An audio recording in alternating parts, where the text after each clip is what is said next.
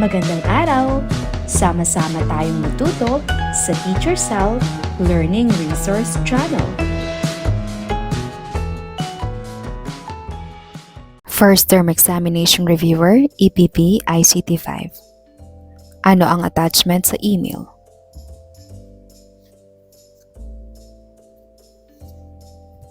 C. File na kalakip sa email. Bakit mas mabuting gumamit ng tiyak na keywords sa paghahanap?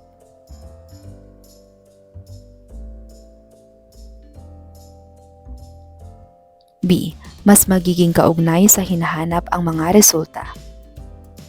Sa Stop Check Ask Report, aling hakbang ang nangangahulugang kumonsulta sa guro, magulang o nakatatanda?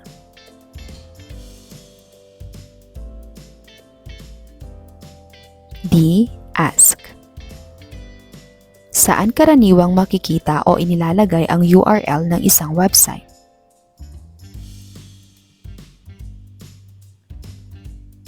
A. Address bar. Naipadala ni Marco ang school email sa maling recipient. Ano ang pinakaresponsableng gawin?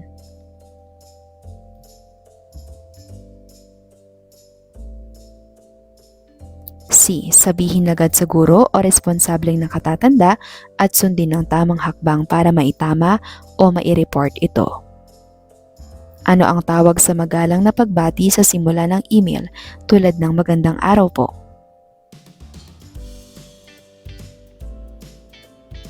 B. Salutation.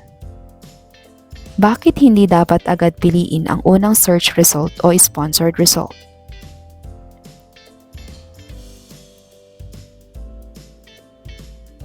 D. Kailangan pa ring suriin ang source at ebidensya. Naghahanap si Bea ng impormasyon tungkol sa endemic animals sa Pilipinas para sa Grade 5 report. Aling search query ang pinakamainam?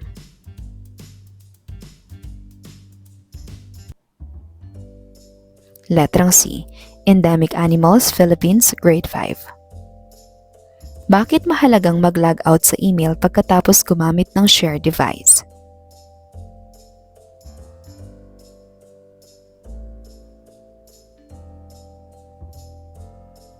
B. Para hindi ma-access ng susunod na gagamit ang account at mga mensahe mo. Aling attachment ang may pinakamaraming warning signs?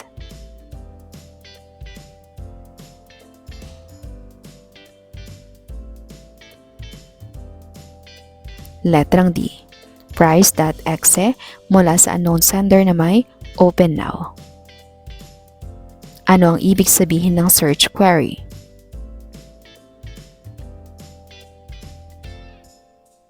D. Salita o pariralang inilalagay sa search box. Isusumite ni Leia ang EPP output sa subject teacher at kailangang maabisuhan ang advisor. Ano ang tamang setup?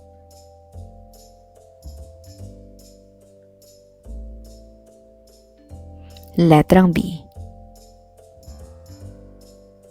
Lumitaw ang mensaheng "You won, click now" at hinihingi ang password mo. Ano ang dapat gawin?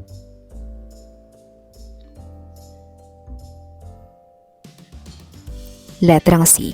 Huwag i-click at humingi ng tulong sa guro o nakatatanda. Aling detalye ang mahalagang suriin upang malaman kung mapagkakatiwalaan ng website?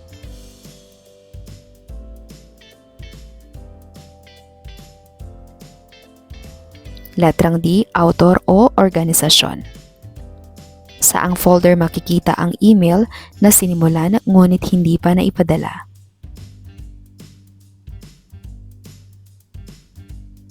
Letrang C. Drafts. Ano ang karaniwang ibig sabihin ng label na sponsored sa search result?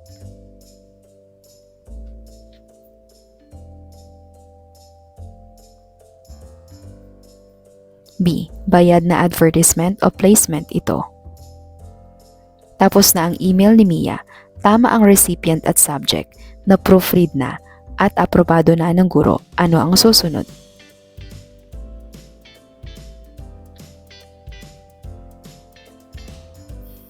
D. I-send, tignan ang confirmation o sent folder, saka mag-log out. Anong tuntunin ang nagsasabing dapat humingi muna ng pahintulot bago magbahagi ng larawan o impormasyon sa ibang tao?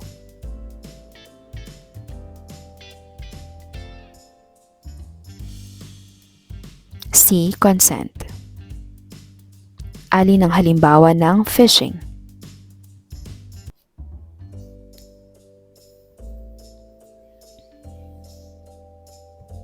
D. Email na nanlilinlang upang makuha ang password o sensitibong impormasyon. Bakit maaaring ilagay ang advisor sa CC kung subject teacher ang pangunahing tatanggap?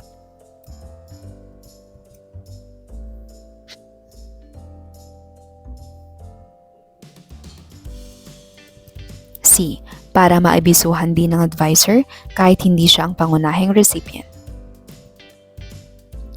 Website A ay walang author at petsa, ngunit maraming likes. Website B ay may author, petsa, organisasyon at sanggunian. Alin ang mas mapagkakatiwalaan?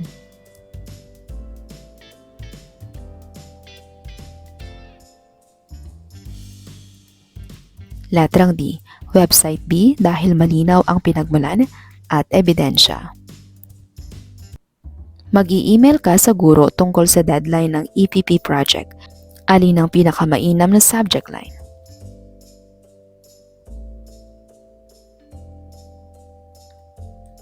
A. Paglilinaw sa deadline ng EPP project. Bakit maaaring gamitin ang BCC sa maraming recipients?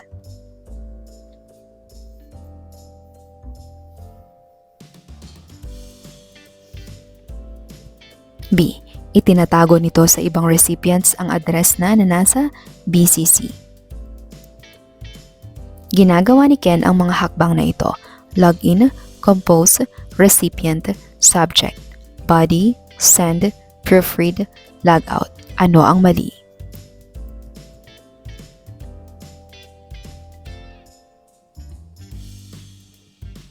Letrang D.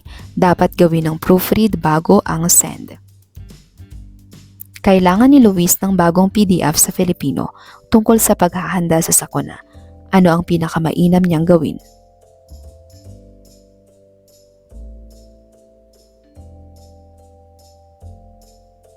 Letrang C. Gumamit ng date, language at PDF file o type filters. Bakit mahalagang suriin ang email address sa recipient field?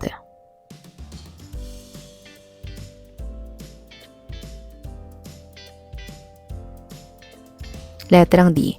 Para mapunta sa tamang tao ang mensahe at mapangalagaan ang privacy.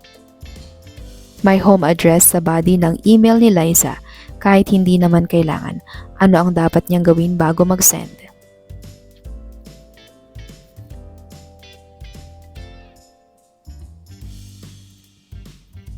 C. Alisin muna ang personal na address.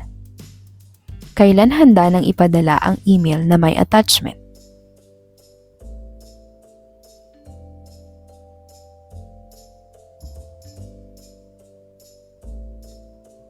Letrang D. Tama ang recipient at file, malinaw ang file name, kumpleto ang upload at nasuri ang privacy. Bakit hindi dapat agad buksan ang hindi inaasahang attachment mula sa unknown sender?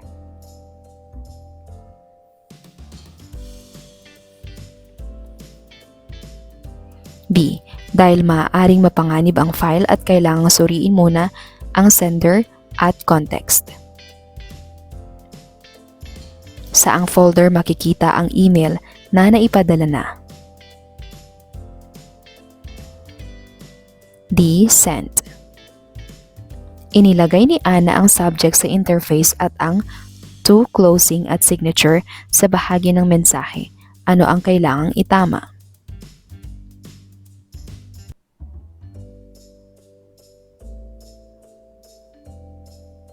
C. Ang subject ay dapat ilagay sa bahagi ng mensahe.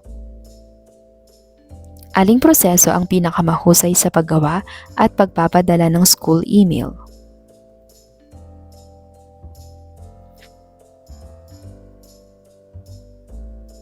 D. Recipient, tiyak na subject, magalang na body, proofread at privacy check, send confirmation o send logout.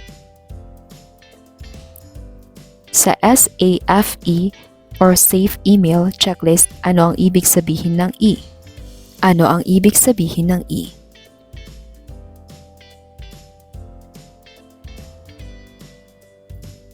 D. Examine privacy. Aling email ang pinakahandang ipadala sa guro?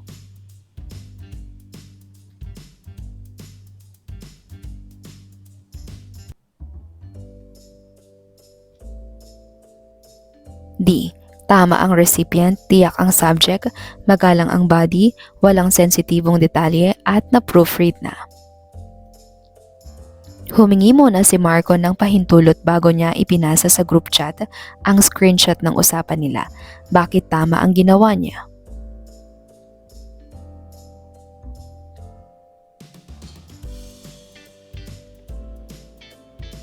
B. Para igalang ang privacy at pahintulot ng ibang tao. Nakatanggap si Carlo ng mensaheng mukhang mula sa guro pero kakaiba ang sender address at humihingi ng password. Ano ang dapat gawin?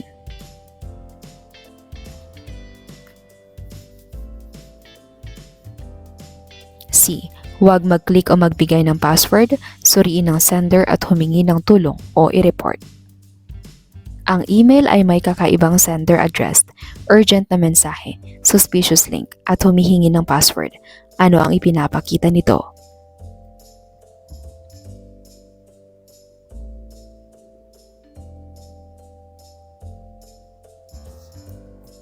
C. Maraming palatandaan na phishing o kahinahinala ang mensahe. Aling plano ang pinakamahusay para sa email na nagtatanong tungkol sa deadline ng EPP output?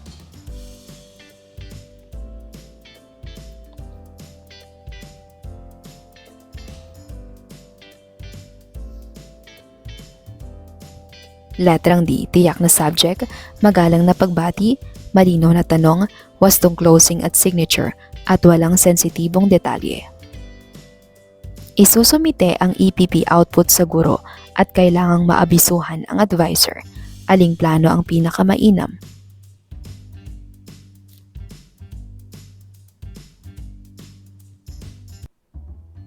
Letrang C. Aling plano ang pinakakumpleto at ligtas para sa final email ng Week 10 output? Letrang D ang tamang sagot.